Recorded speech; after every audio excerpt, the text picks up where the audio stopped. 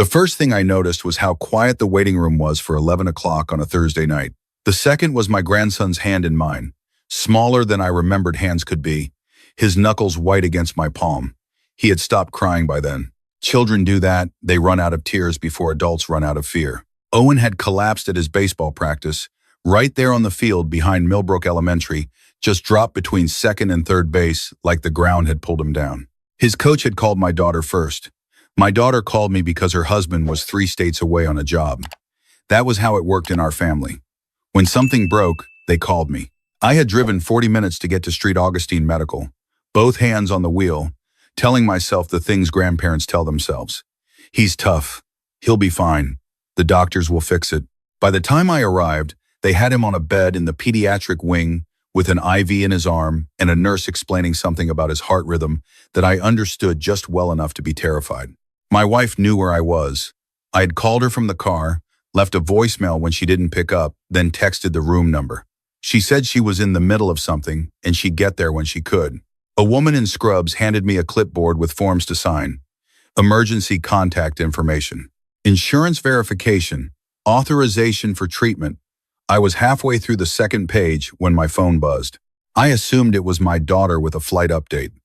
I assumed it was the night nurse with an update about Owen's test results. I assumed it was anything other than what it was. I'm not coming. I'm leaving with Dennis. I've already moved my money out. Don't try to call. I read it twice. Then a third time. The pen in my hand made a long, dragging mark across the bottom of the form. Dennis. A name I knew the way. You know, a word you've heard too many times without ever really learning its meaning. Owen stirred on the bed. His eyes opened halfway, glassy and confused. "Grandpa," he said.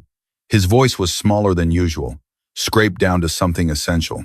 "I'm right here," I said. I set the clipboard on the chair beside me and put my hand back in his. The monitor above his head beeped steadily. Alive. That was the only thing that mattered in that moment. Everything else was a problem for a different hour. I didn't call my wife back. I didn't text.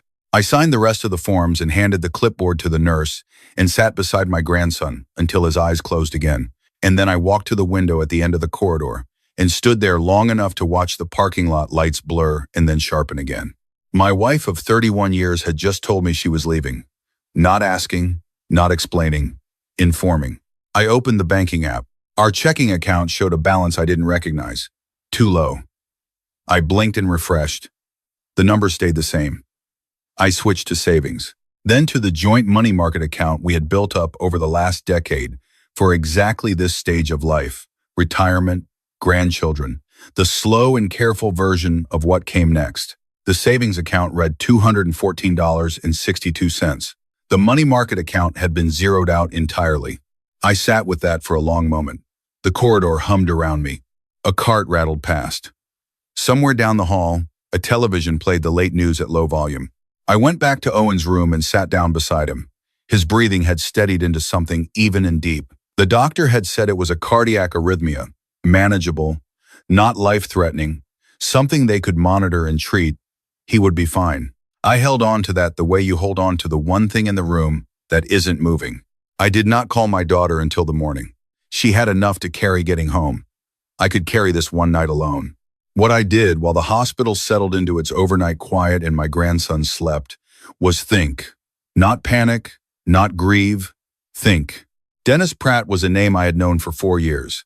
My wife had introduced him as a colleague from the financial planning firm where she worked part-time after retiring from teaching. A client's advisor, she said once, then a friend of a friend, then just Dennis, said with the particular casualness people use when they want a name to sound smaller than it is. I had met him twice. Both times he shook my hand firmly and looked me in the eye. Both times I had thought, without any specific reason, that something about the exchange was off. I had not pursued that thought. That was my failure, and I was honest enough to recognize it. By the time the overnight nurse came to check Owen's vitals at 2 a.m, I had already begun drafting a list on the back of a visitor's form. Names, dates, amounts, the shape of something I didn't yet fully understand but could already feel the edges of. The hospital discharged Owen just before noon the next day. My daughter arrived at 10, still in the clothes she'd worn on the plane, her face carrying the specific exhaustion of a mother who has spent the night imagining every version of a phone call. She hugged Owen for a long time. She hugged me. She asked where my wife was. I told her the truth, briefly and plainly, standing in the hallway while Owen watched cartoons. She went very still. Then she said, "Dad," and stopped, because there wasn't a sentence that fit yet. "We'll talk later," I said. "Right now, take your son home." She looked at me the way my children have looked at me since they were small, checking whether the person they've always trusted to hold things together is still standing. I made sure I looked like I was.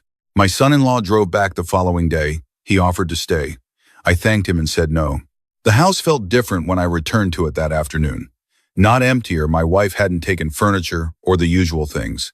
What was missing was something less visible, the assumption that I understood my own life. I walked through each room slowly. The kitchen with its matching dish towels she had ordered from a catalog. The bedroom with 2 books still on her nightstand. The small office where she kept her files. I started with the office. My wife was organized, methodical, precise. 31 years had taught me her systems. Her files were color-coded by category, financial records in blue folders, correspondence in green, personal documents in red. I had never had reason to look through them carefully before. That trust I was beginning to understand. I opened the first blue folder. It took 3 hours to get through the office. By the end, I had photographed 47 documents on my phone. Tax filings with income I had never seen. Account statements for a brokerage I did not know existed. Correspondence between my wife and a private wealth manager whose name appeared on no document I had ever signed. And an LLC operating agreement filed in Nevada 14 months ago, listing my wife and Dennis Pratt as co-members. 14 months. The account numbers referenced in that agreement matched transfers I found in the joint account records going back nearly 2 years. I was 63 years old. I had worked as an electrical contractor for 36 years. I had built a life with careful hands and careful habits, and I had been living inside a plan I had never been invited to see. I closed the last folder, straightened the stack, and put everything back exactly where I had found it. Then I made 2 phone calls. The first was to my doctor, because I am 63 and my chest had been tight all night, and I was not foolish enough to ignore that. She told me to come in the following morning. The second call was to my daughter's neighbor, who was a retired family law attorney. He gave me 3 names. I called the first one the next morning. Margaret Solano's office was in a building on the west side of town that I had driven past 100 times without noticing. 3rd floor, no carpet, just clean wood floors, and the kind of quiet that means a place takes itself seriously. She was in her late 50s, gray at the temples, with reading glasses on a chain around her neck and the unhurried manner of someone who has seen worse than whatever you're about to tell her. I laid the photographs across her desk in the order I had taken them. She looked at each one without speaking. When she was finished, she set her glasses down and looked at me. "How long have you been married?" she asked. 31 years, I said. She nodded slowly. She asked about assets, the house, my pension, the retirement accounts, the original joint savings. Then she asked about Dennis Pratt. I told her what I knew and what I suspected, in that order. She picked up a pen and began writing. "The LLC is the centerpiece," she said. "Everything flows through it. If marital funds were used to capitalize it, and based on what you've shown me they were, that's not just a divorce issue. That's marital waste, potentially fraud. Can it be reversed?" I asked. "Reversed is too clean a word," she said. "Recovered is more accurate. And yes, with the right documentation and the right pressure, a substantial portion of it can be." She explained what came next. Emergency motion to freeze assets, petition for full financial disclosure, a forensic accountant to trace the transfers. She spoke plainly and without drama, which was exactly what I needed. Fiance, I had spent the last 36 hours managing my own panic. I did not need someone to add to it. "There's one more thing," she said, near the end of the meeting. She mentioned my wife's sister. I had not brought up my wife's sister. Margaret had found her name in the correspondence, copied on several of the emails to the wealth manager. My wife's sister had been in our lives for 31 years. She had been at our wedding. She had held Owen as an infant. She had sat at my table for every Thanksgiving I could remember. Her name, appearing in those documents, landed differently than Dennis's name had. Dennis was a stranger who had wanted something. My wife's sister was family who had helped take it. "I understand," Margaret said, watching my face. "It's worse when it's someone close." I gathered myself. What do I do about her? I asked. Nothing yet, Margaret said. We document. Let her position reveal itself. I drove home through the afternoon. The radio played old music I didn't hear. At a red light 2 blocks from the house, my phone rang. My wife's number? I let it ring. The light turned green. She called again that evening. And the evening after. By the third day, the calls had stopped and a text had arrived instead. James, I think we should discuss this calmly. This doesn't have to get complicated. I took a photograph of the text and sent it to Margaret. Her response arrived within minutes. Good. Keep everything. Do not respond. So I didn't. The forensic accountant Margaret recommended was a quiet man named Wallace, who wore the same kind of reading glasses as Margaret and spoke in the careful shorthand of someone who had spent decades inside other people's numbers. He asked me to gather every financial document I could find going back 5 years. I spent a Saturday pulling files, scanning folders, printing records from online accounts. Wallace called me 8 days later with a preliminary summary. He had traced $187,000 in transfers from marital accounts. $62,000 had gone to the Nevada LLC directly. The remainder had been distributed in smaller amounts across a period of 26 months, some to a personal account I had not known my wife held, some to accounts registered to Dennis Pratt's name. He had also found something else. A life insurance policy I had not known existed, taken out on my wife by Dennis Pratt 2 years ago. He listed himself as sole beneficiary. I held the phone very still when Wallace said that. That's unusual, I said. Wallace paused. It's worth noting to your attorney, he said carefully. I noted it to Margaret. Her expression, which had remained composed through everything I had brought her, shifted just slightly. She picked up the pen again. That evening, I sat on the porch as the light went down. I had not cried yet. I kept waiting for it, and it hadn't come. What had come instead was something colder and more deliberate, a slow, hardening clarity about the distance between the marriage I thought I'd had and the arrangement it had apparently been. 31 years. Raised 2 children in that house. Built equity, built savings, built the ordinary permanent feeling architecture of a shared life. And my wife had been building something parallel to it, something I was never supposed to see. Owen called that evening. His voice had come back to its full, 8-year-old certainty. He told me about a substitute teacher who had let the class watch a nature documentary instead of doing math. He told me his heart felt totally normal, and the doctor said he just had to wear a small monitor for a month. He asked when I was coming to watch his next game. I told him I'd be there. After we hung up, I went inside and made dinner. Eggs and toast and a glass of milk. The same thing I had made for myself on nights when my wife traveled. Some habits outlast everything. The first response from my wife's attorney arrived 10 days after Margaret filed our emergency motion. It was cautious in tone, hedged with qualifications. My wife claimed the transfers had been made for reasons of personal safety and financial security, citing concerns about my, and I read this part carefully, erratic and controlling behavior.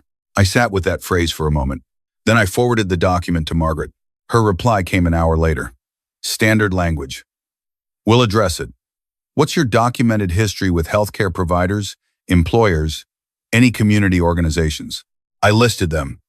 36 years of contractor work with no complaints, a clean record, a cardiologist who had monitored my blood pressure for a decade and would confirm I had never missed an appointment or acted outside the expected range of normal human behavior.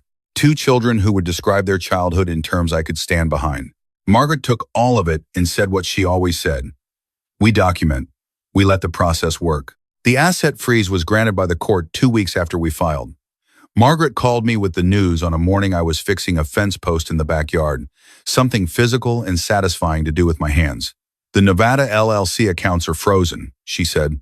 Dennis Pratt's connected accounts are under review. The court also issued a mandatory disclosure order.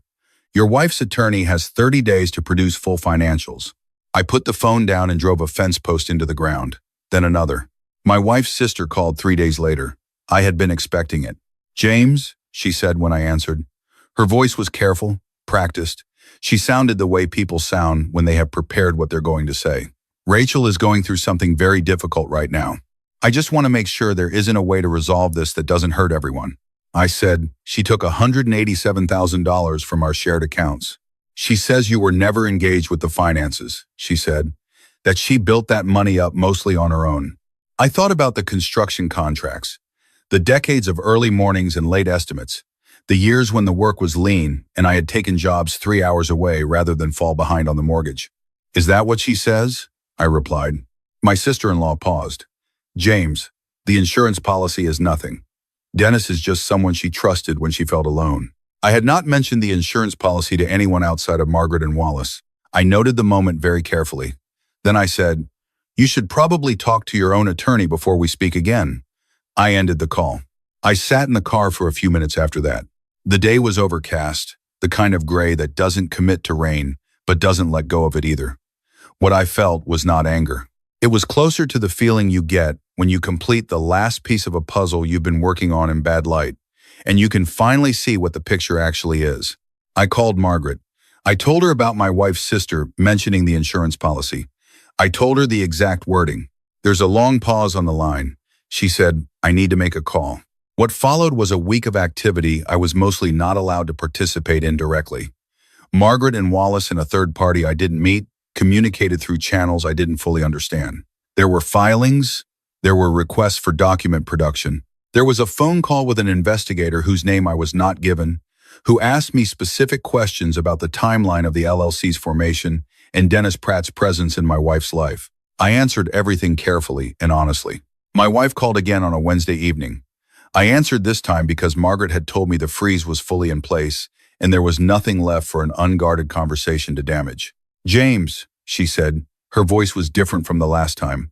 Harder around the edges. This is out of control. Which part? I asked. All of it. Dennis is being investigated now, because of you. Dennis capitalized a business with money that belongs to both of us, I said. That's not because of me. You were never interested in that money, she said. You never paid attention. I have 36 years of pay stubs that paid for the accounts that money came from, I said. That's not the point. Then what is the point? I asked. She was quiet for a moment. James, we can still settle this. My attorney handles settlement discussions, I said. Good night. I had learned, somewhere in those weeks, that the most useful thing I could do was stop performing for an audience that no longer deserved the performance. I had spent 31 years being the steady one, the reasonable one, the one who absorbed the friction and gave back calm. That quality had been useful in my marriage. It had also made me easy to deceive. Calm people are easy to deceive because they keep choosing to believe the explanation over the evidence. The disclosure hearing took place 6 weeks after we had filed. My wife appeared in person, which surprised me. She wore a gray suit and sat across the room without looking at me. Dennis was not there. His attorney had submitted a request for continuance that had been denied. The judge asked questions for 2 hours. My wife answered through her attorney when she could and directly when she had to. When she was asked about the Nevada LLC, her attorney objected twice. Both objections were overruled. When she was asked about the life insurance policy, she said it was a private financial arrangement that predated our separation. The judge asked when it was taken out. Her attorney consulted papers. 26 months ago. The judge made a note. Margaret presented the forensic accounting summary, 42 pages with highlighted transfers and annotated timelines. She did not editorialize. She let the numbers carry the weight. When it was over, the judge ordered full financial restitution of the marital funds, specifically $187,000, to be returned from all identified accounts, including the Nevada LLC, which was to be dissolved. He ordered the life insurance policy to be reviewed by a separate investigative body. He awarded me primary possession of the marital home. He also noted, for the record, that the behavior documented in the financial disclosures reflected a pattern of deliberate concealment that the court found significant. My wife's composure cracked just once. When the LLC dissolution was announced, she looked at her hands for a long moment before her attorney touched her arm. Margaret and I walked out together into the afternoon. The sun had appeared for the first time in several days, low and pale, the particular light of a late autumn afternoon that makes everything look a little older than it is. You did well, Margaret said. You stayed patient. I nodded. It wasn't patience exactly. It was more like I didn't know how to do anything else. She handed me a summary envelope and said the formal recovery process would take another 60 to 90 days, but that based on the assets already frozen, the full amount was recoverable. I thanked her. She shook my hand, same firm grip as the first time, and walked back to her car. I sat in mine for a while without starting the engine. Dennis Pratt was referred to the state insurance commissioner's office for investigation of the life insurance policy. That process moved outside of my direct involvement, but Wallace kept me informed.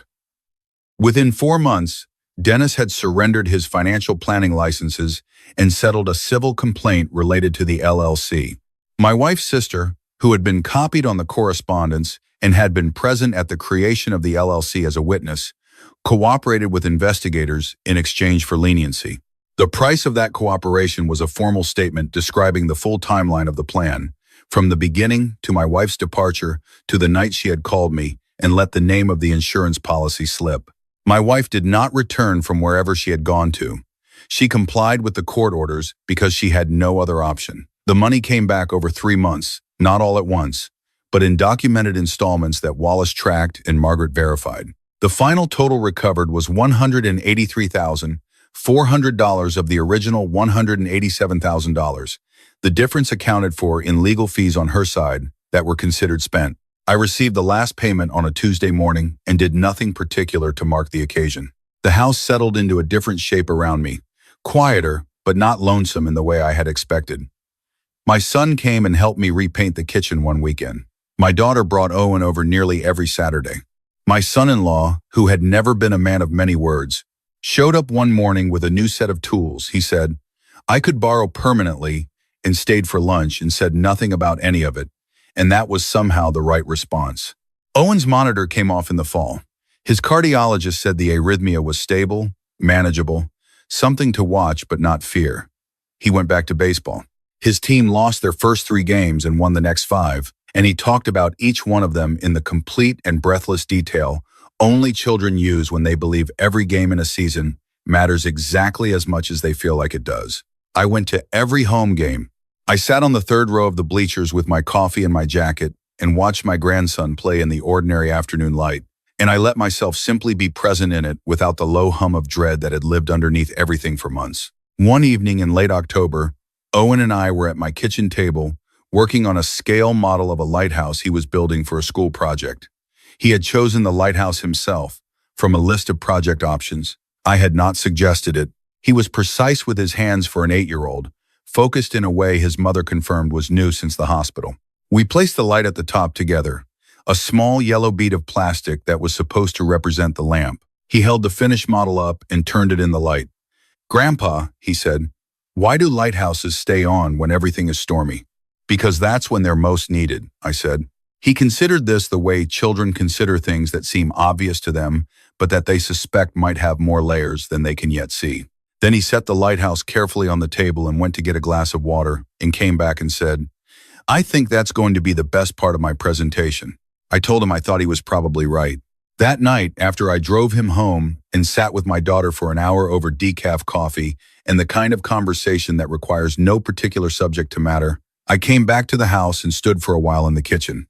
The last light was on above the stove, the small one we had always left on at night. I had not changed that habit. Some things hold simply because there is no reason to let them go. I understood, somewhere in the months since the hospital, that the hardest part of what had happened was not the money. Recovering money was a problem with a process, and I had always been good with processes. The hardest part was the revision. Going back through 31 years and understanding how much of what I believed had been constructed around me rather than built with me. How trust, when it is not mutual, becomes an architecture the other person designs and you simply inhabit. I had inhabited it for a very long time. What I had now was something I had built myself, slowly, in the months since the ER waiting room and the 3-sentence text in the hospital form with a long dragging pen mark across the bottom. Smaller than what I thought I'd had. But it fit differently.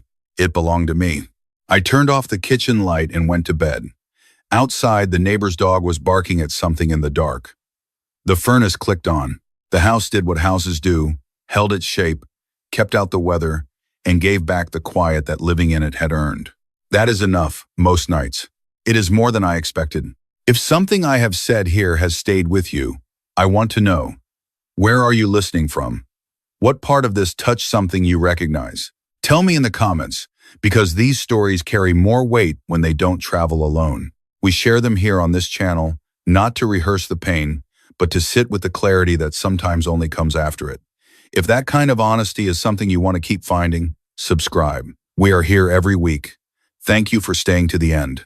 You know by now that is not nothing.